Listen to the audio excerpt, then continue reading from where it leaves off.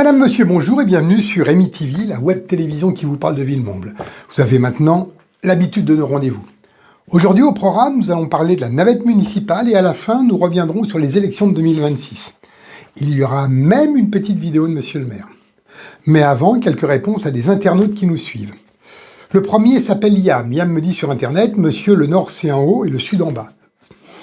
Oui, tu as raison, Liam. Lors de la dernière vidéo sur les pistes cyclables, j'avais pas bien révisé mes points cardinaux.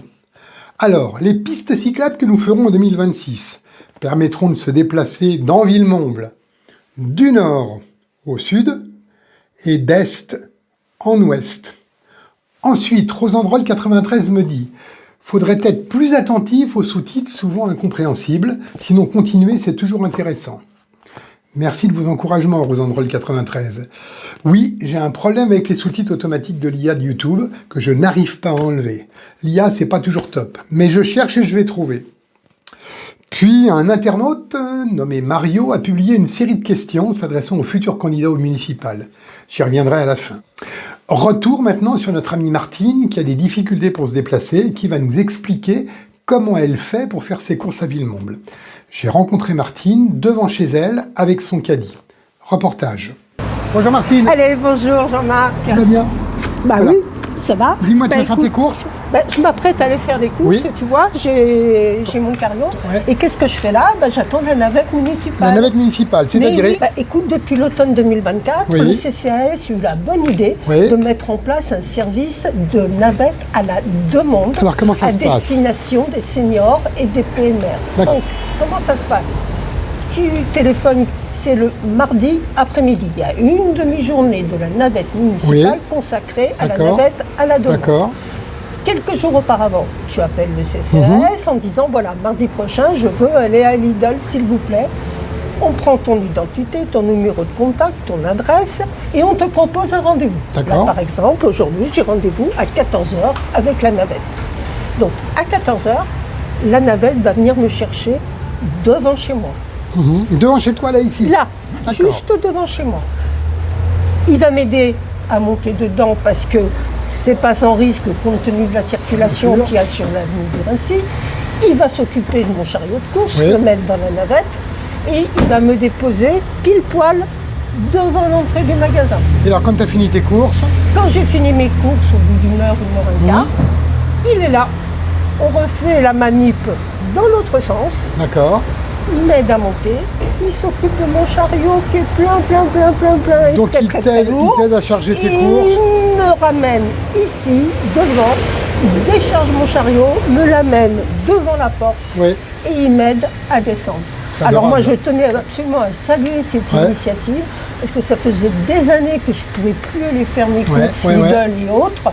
Et grâce à ça, aujourd'hui, je retrouve de la mobilité. Il faut le faire connaître. Alors, il faut le faire connaître. Non seulement il faut le faire connaître, bien entendu, parce qu'il y a beaucoup de gens qui l'ignorent, mais il faut surtout le développer. Aujourd'hui, on a une demi-journée. S'il pouvait y en avoir une deuxième, ce serait bien. Plus, ce que je tiens à souligner, c'est que le chauffeur est adorable. Il est empathique, il comprend ce que c'est que le handicap, il vous protège contre les dangers de la circulation, il vous évite de porter. Donc, autant de louanges pour le chauffeur. Voilà. Allez, on y va.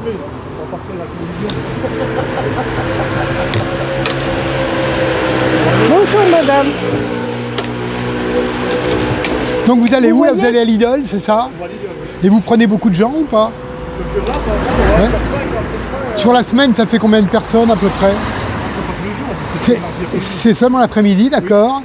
Et donc ça correspond à quoi? 3-4 personnes Au Lidl? Oui, d'accord. Mais dans l'ensemble, le mardi après-midi, vous en prenez plus que ça. Oui, il n'y a pas que Lidl. Au Lidl, en moyenne, j'ai 4 personnes. D'accord. Oui, et puis vous avez aussi l'Intermarché. Il y a le plateau, il y a pas mal. Et ben c'est un chouette service, je trouve. Voilà. Et donc, il faut vous avez vu comment il nous accompagne? Ben oui, j'ai vu, c'est avec beaucoup de gentillesse et de bienveillance. Voilà. Bonjour madame. Il est bienveillant. Eh bien écoutez, bonne route.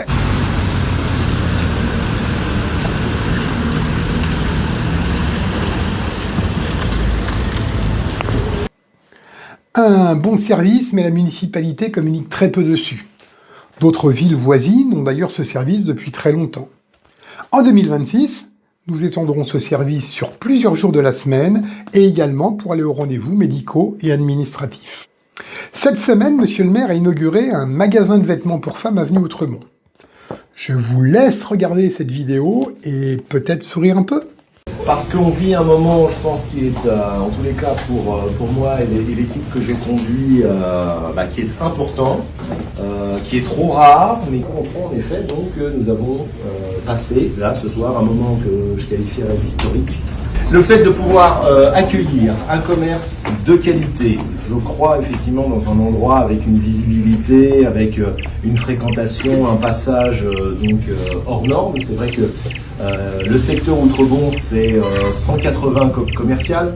C'est la possibilité effectivement pour près de 5000 personnes qui utilisent chaque jour le RER1 et donc qui passent par les artères de l'avenue Outremont, de l'avenue du Raincy. L'avenue du Raincy que vous avez bien connue, je crois, et vous allez sans doute nous en parler. Le fait que nous puissions justement inaugurer, en tous les cas, saluer l'ouverture d'un magasin de qualité que nous avons accompagné. On vit un moment important, trop rare, un moment que je qualifierais d'historique. Waouh, au bout de 5 ans, oui, c'est trop rare. Au fait, et le poissonnier, et le boucher, et les restos. Nous souhaitons cependant réussite à ce commerçant qui a transféré son magasin de l'avenue du Raincy pour venir avenue Outremont. Pour terminer, Mario, internaute, a publié sur Facebook une série de questions qui s'adressent aux candidats au municipal. Environ une quarantaine de questions, toutes très précises. J'ai échangé avec Mario et je lui ai indiqué que je répondrais publiquement aux questions sur cette chaîne EMI-TV. Une question par semaine. Voilà, n'hésitez pas à vous abonner à notre chaîne, nous poser des questions, à nous signaler un événement. À la semaine prochaine et d'ici là, portez-vous bien!